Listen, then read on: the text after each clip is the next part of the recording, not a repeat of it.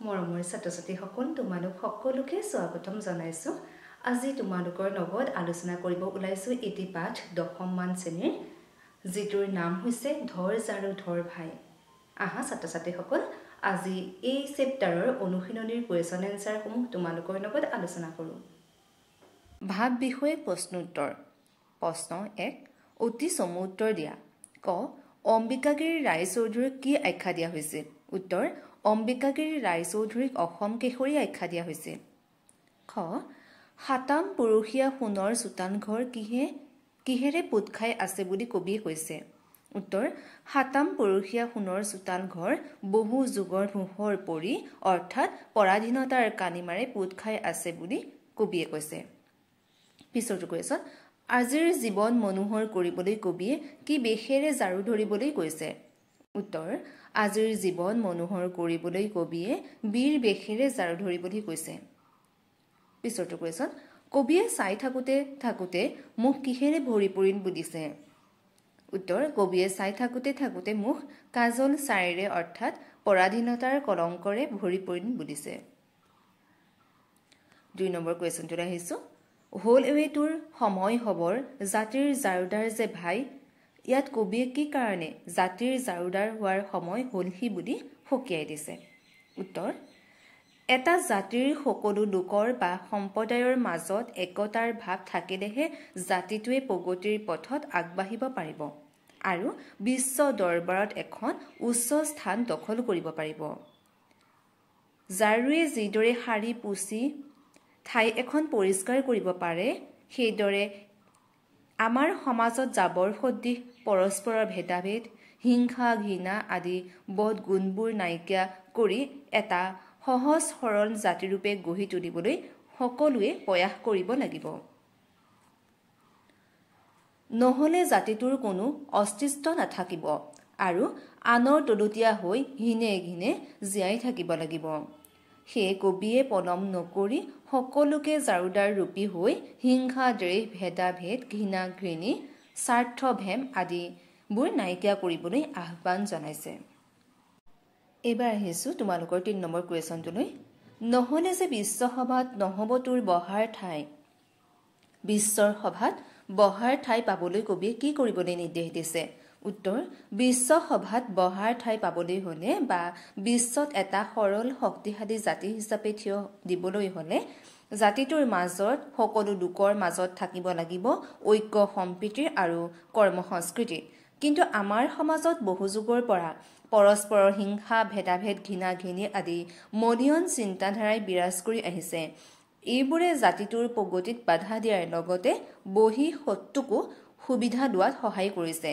সেই কবিয়ে বিশ্ব সভাত বহাৰ ঠাই পাবলৈ অৰ্থাৎ বিশ্বত এক সৰল জাতি হিচাপে চিনাকি দিবলৈ এনে মলিয়ন মানসিকতাক ত্যাগ কৰিবৰ বাবে আহ্বান জনাইছে। এইবাৰ আহিছোঁ তোমালোকৰ 4 নম্বৰ কুৱেশ্যনটোলৈ। ধৰ জাৰু ধৰ ভাই কবিতাটিৰ মূল ভাৱ লিখা। উত্তৰ অসম কেশৰী অম্বিকাগিৰি ৰায়চৌধুৰী দেৱৰ দেশপ্ৰেমমূলক কবিতাসমূহৰ ভিতৰত এটি অন্যতম কবিতা হৈছে আমাৰ পাঠ্যপুথিৰ অন্তৰ্গত ধৰ জাৰু ধৰ ভাই। এই কবিতাটোৰ মূল ভাৱ তলত বিশ্লেষণ কৰিবলৈ প্ৰয়াস কৰা হ'ল। বিপ্লৱী কবি ৰায়চৌধুৰী দেৱে অসমীয়া সমাজখনক আগুৰি থকা এলান্ধু আঁতৰাই সমাজখনক নিকা কৰাৰ প্ৰয়াস কৰিছিল। সেয়েহে তেওঁ প্ৰতিটো কবিতাতে গভীৰ স্বদেশ প্ৰেমৰ লগতে অসমবাসীৰ প্ৰতি তীব্ৰ ক্ষোভো ফুটি উঠিছে। জাৰুৰে সাৰি পুচি মচি ঘৰ দুৱাৰ চিকুণাই তোলাৰ দৰে আমাৰ সমাজ ব্যৱস্থাত থকা মলিস্বৰূপ পৰস্পৰৰ ভেদাভেদ হিংসা ঘৃণা আদি নাইকিয়া কৰিবলৈ হলে সকলোৰে একগোট হৈ জাৰুদাৰ ভূমিকাত অৱতীৰ্ণ হ'ব লাগিব। তেতিয়াহে দেশখনৰ হেৰুৱা স্বাধীনতা ঘূৰাই আনি বিশ্ব দৰবাৰত এখন উচ্চ স্থান অধিকাৰ কৰিবলৈ সক্ষম হ'ব। সেয়েহে কবিয়ে সমূহ অসমীয়াকে জাৰুদাৰ ৰূপত অৱতীৰ্ণ হ'বলৈ আহ্বান জনাইছে। কবিতাটোৰ মূল ভাৱটো স্বদেশ প্ৰেমেৰে সিক্তৰ ফলত কবিতাটোৱে এক অনন্য সৌন্দৰ্য লাভ কৰিবলৈ সক্ষম হৈছে। এইবাৰ আহিছোঁ ছাত্ৰ-ছাত্ৰীসকল তোমালোকৰ 5 নম্বৰ কুৱেশ্যনটোলৈ ব্যাখ্যা কৰা। ক হিংসা দেশৰ ভেদাভেদৰ ঘৃণা ঘৃণীৰ স্বাৰ্থভেমৰ কত যে কি মলি মামৰ ভৰি জাতিৰ জীৱন যায়। উত্তৰ উক্ত কবিতাফাঁকি আমাৰ পাঠ্যপুথিৰ অসমীয়া সাহিত্য চয়নিকা নতুনৰ অন্তৰ্গত অম্বিকাগিৰি ৰায়চৌধুৰীদেৱৰ দ্বাৰা বিৰচিত ধৰ জাৰু ধৰ ভাই নামৰ কবিতাটোৰ পৰা তুলি দিয়া হৈছে। হিংসাদেশ আৰু ভেদাভেদে অসমীয়া জাতিটোক কিদৰে অধপতনলৈ ঠেলি দিছিল তাকেই ক'বলৈ যোৱাৰ প্ৰসংগত উক্ত কবিতাফাঁকি অৱতাৰণা কৰিছে। যুগ যুগ ধৰি অসম ইংৰাজৰ তলতীয়া হৈ আছিল। ইংৰাজে সৃষ্টি কৰা বিভাজন নীতিৰ ফলত মানুহৰ মাজত সৃষ্টি হৈছিল হিংসা দ্বেষ ভেদাভেদৰ ঘৃণাৰ।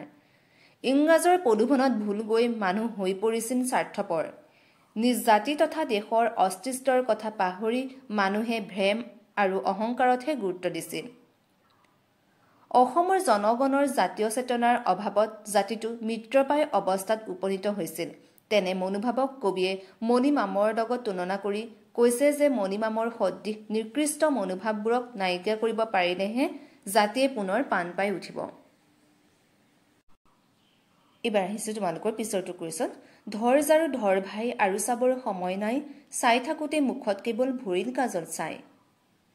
উত্তৰ উক্ত কবিতাফাঁকি আমাৰ পাঠ্যপুথি অসমীয়া সাহিত্য চয়নিকা নতুনৰ অন্তৰ্গত অম্বিকাগিৰি ৰায়চৌধুৰীদেৱৰ দ্বাৰা বিৰচিত ধৰ জাৰু ধৰ ভাই নামৰ কবিতাটোৰ পৰা তুলি দিয়া হৈছে। দেশবাসীক জাৰুদাৰৰ ভূমিকাত অৱতীৰ্ণ হৈ দেশখনক মুক্ত কৰিবলৈ আহ্বান জনাবলৈ গৈ কবিয়ে উক্ত কবিতাফাঁকি অৱতাৰণা কৰিছে। পৰাধীনতাৰ কবলত পৰা ভাৰতবাসীৰ নিজৰ ভিতৰতে হিংসা দ্বেষ ভেদাভেদ ঘৃণা স্বাৰ্থভেমৰ মণিমামৰ দেখিবলৈ পোৱা গৈছিল। দেশ জাতিৰ ধ্বংস হৈ অধপতনৰ কৰালৰ গাহত পৰিছিল। এই অৱস্থা চাই থাকিও জনগণৰ চকু মেল খোৱা নাছিল। মুখত কাজল চাই পৰা মানুহৰ দৰে মাথোন চাই ৰৈছিল। কবিয়ে অন্তৰত উপলব্ধি কৰিছিল যে এটা জাতি বা এখন দেশ নিঃশেষ হ'বলৈ ধৰা অৱস্থাটো চাই থাকিবৰ আৰু সময় নাই। সেয়েহে জাৰুদাৰৰ ৰূপত অৱতীৰ্ণ হৈ অজ্ঞানতা অন্ধকাৰ সাৰি মচি পোহৰৰ সন্ধান কৰিবলৈ দেশবাসীক কাতৰ আহ্বান জনাইছে। এইবাৰ আহিছোঁ 6 নম্বৰ কুৱেশ্যনটোলৈ। ধৰ জাৰু ধৰ ভাই কবিতাটোৰ মাজেৰে কবি ৰায়চৌধুৰীদেৱৰ স্বদেশ প্ৰেমৰ ভাৱ কিদৰে প্ৰকাশ পাইছে লিখা। উত্তৰ ধৰ জাৰু ধৰ ভাই কবিতাটোত কবি অম্বিকাগিৰি ৰায়চৌধুৰীদেৱৰ আকুণ্ঠ স্বদেশ প্ৰেম প্ৰকাশ পোৱা এটা উৎকৃষ্ট কবিতা। আমাৰ দেশ পৰাধীন হৈ থাকোঁতে স্বাধীনতা আন্দোলনত সক্ৰিয় অংশগ্ৰহণ কৰাৰ বাবে তেখেতে কাৰাবাস খাটিবলগীয়া হৈছিল। সেই সময়ত তেওঁ আমাৰ জাতিটোক পৰাধীনতাৰ পৰা মুক্ত কৰি বিশ্ব দৰবাৰত এখন উচ্চ আসন বহুৱাৰ সপোন দেখিছিল। সেয়ে কাৰাগাৰৰ পৰাই তেওঁ জাতিটোৰ উদ্দেশ্যে লিখিছিল ধৰ জাৰু ধৰ ভাই। সকলোকে জাতিৰ জাৰুদাৰ হৈ ইমান দিনে চলি অহা পৰস্পৰৰ ভেদাভেদ হিংসা ঘৃণা আদি মনোভাৱবোৰ নাইকিয়া কৰি একগোট হৈ থিয় দিবলৈ আহ্বান জনাইছে। তাতেই তেওঁ জাতিটোৰ প্ৰতি থকা দায়বদ্ধতাৰ প্ৰমাণ পোৱা যায়। কবিতাটোৰ প্ৰতিটো শাৰীতে নিহিত আছে পৰাধীনতাৰ দুখ আৰু স্বদেশ প্ৰেমৰ উন্নতিৰ বাবে থকা দৃঢ় আকাংক্ষা। সেয়েহে তেওঁ বীৰ বেশেৰে জাৰু ধৰি জাতিটোৰ মাজত থকা মণিমামৰ সদৃশ কুমনোভাৱবোৰ আঁতৰ কৰিবলৈ আহ্বান জনাইছে। সেই আহ্বানত সোমাই আছে তেখেতৰ স্বদেশৰ প্ৰতি থকা গভীৰ প্ৰেম। ভাৱ বিষয় প্ৰশ্নোত্তৰ। 1. তলত দিয়া জুৰীয়া শব্দবোৰেৰে একোটাকৈ বাক্য ৰচনা কৰা।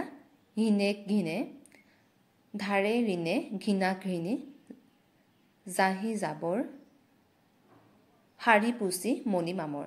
ছাত্ৰ ছাত্ৰীসকল মই বাক্য ৰচনাখিনি তোমালোকক কৰি দিছোঁ, তোমালোকে নিজে কৰিবলৈ যত্ন কৰিবা, তেতিয়াহে বেছি সুফল পাবা। হিনে ঘিনে পৰাধীন জাতি হিনে ঘিনে জীয়াই থাকিব লগা হয়। ধাৰে ঋণে ঋতুৱে ধাৰে ঋণে হ'লেও কোনোমতে ঘৰটো সাজিলে। ঘৃণা ঘিণী আনৰ প্ৰতি ঘৃণা ঘিণী কৰাটো সৎকৰ্মৰ নহয়। জাহি জাবৰ চোতালখন জাহি জাবৰে ভৰি পৰিছে। শাৰী পুচি পুৱা গধূলি মানুহে ঘৰ চোতাল শাৰী পুচি ঘৰখন পৰিষ্কাৰ কৰি ৰাখে। মণিমামৰ ঘৰত ব্যৱহৃত বস্তুবোৰ মণিমামৰ নলগাকৈ ৰাখিব লাগে। ছাত্ৰ ছাত্ৰীসকল এইবাৰ আহিছোঁ তোমালোকৰ 2 নম্বৰ কুৱেশ্যনটোলৈ। তলৰ শব্দবোৰৰ মূৰ্ধন্য ন হোৱাৰ কাৰণ দৰ্শোৱা। সোণ ঘৃণা আৰু ঋণ এইকেইটাৰ মূৰ্ধন্য ন কিয় হৈছে তোমালোকক সুধিছে। সোণ এইটো স্বাভাৱিকতে মূৰ্ধন্য ন হৈছে ঘৃণা ৰি ৰ হৰ পাছত দন্ত ন সদায় মূৰ্ধন্য ন হয় সেইবাবে ইয়াত ৰিকাৰৰ পাছত থকা দন্ত ন মূৰ্ধন্য ন হৈছে ঋণ পিছৰটো ৰি ৰৰ হৰ পাছত দন্ত ন মূৰ্ধন্য ন হয় সদায় সেয়েহে ইয়াত ৰিৰ পাছত থকা দন্ত ন মূৰ্ধন্য ন হৈছে ছাত্ৰ ছাত্ৰীসকল এইখিনিতে এটা কথা জনাও যে তোমালোকে যদি দন্ত নৰ পৰা মূৰ্ধন্য ন কিয় হৈছে বা মূৰ্ধন্য ন কিয় হৈছে এই কথা তোমালোকে নাজানা তেন্তে কমেন্টৰ যোগে মোক জনাবা মই পৰৱৰ্তী ক্লাছত বুজাই দিবলৈ চেষ্টা কৰিম মূৰ্ধন্য ন হোৱাৰ কাৰণ মূৰ্ধন্য হ হোৱাৰ কাৰণ সকলোবোৰ ছাত্ৰ ছাত্ৰীসকল এইবাৰ আহিছো 3 নম্বৰ কুৱেশ্যনটোলৈ বিপৰীত শব্দ লিখা ঘৃণা প্ৰেম আদৰ সমাদৰ স্বাৰ্থ নিস্বাৰ্থ জীৱন মৰণ বীৰ কাপুৰুষ ছাত্ৰ ছাত্ৰীসকল এইখিনি আছিল এই চেপ্টাৰৰ অন্তৰ্গত কুৱেশ্যন এনসাৰ তোমালোকৰ যদি ভিডিঅটো চাই ভাল লাগিছে লাইক কৰিবা আৰু যিমান পাৰা সিমান নিজৰ বন্ধু বান্ধৱীসকলক শ্বেয়াৰ কৰিবা যাতে তেওঁলোকো উপকৃত হয় তোমালোকে যদি ভিডিঅটো ইউটিউবৰ পৰা চাইছা সাবস্ক্ৰাইব কৰিবলৈ নাপাহৰিবা ফেসবুক আৰু ইনষ্টাগ্ৰামৰ পৰা যদি চাইছা মোক ফলো কৰিবা ধন্যবাদ